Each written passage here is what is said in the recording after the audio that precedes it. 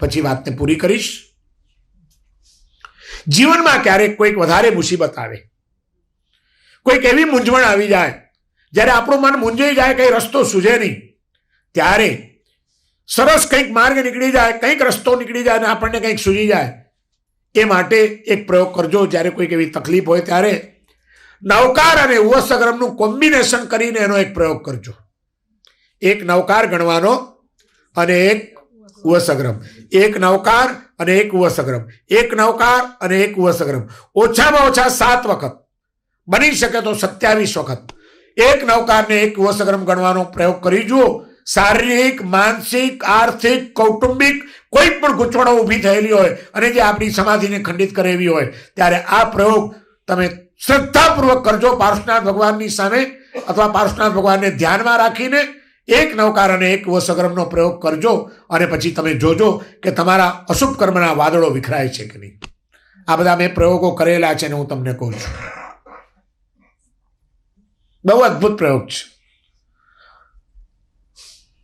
છતાં કોઈક વાર આપણા ભારે કર્મો હોય અને હજી ઠેકાણું ન પડતું હોય, માર્ગ ન નીકળતો હોય, તો થોડોક આને વધારે સૂક્ષ્મ બનાવજો આ પ્રયોગને. અને એને માટે જે એક નવકાર ગણો છો એ નવકારને ઊંધેથી ગણવાનો.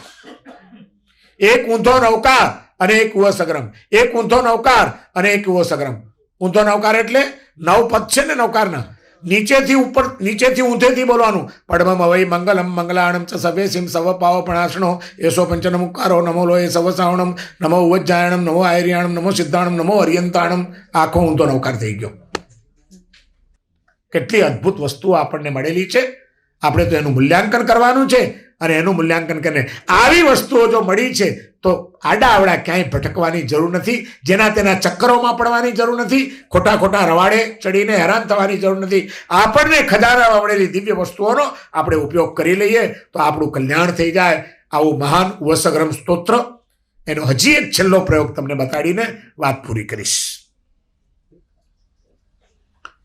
ખાસ કરીને કોઈકને એવી વધારે બીમારી પીડાતી હોય, જો ફરીથી કહું છું, ભદ્રબાહુ સ્વામીએ જેના કારણે શક્તિઓ ખેંચી લીધી એવો ખોટા દુરુપયોગ નાની નાની બાબતોમાં કરતા નહીં.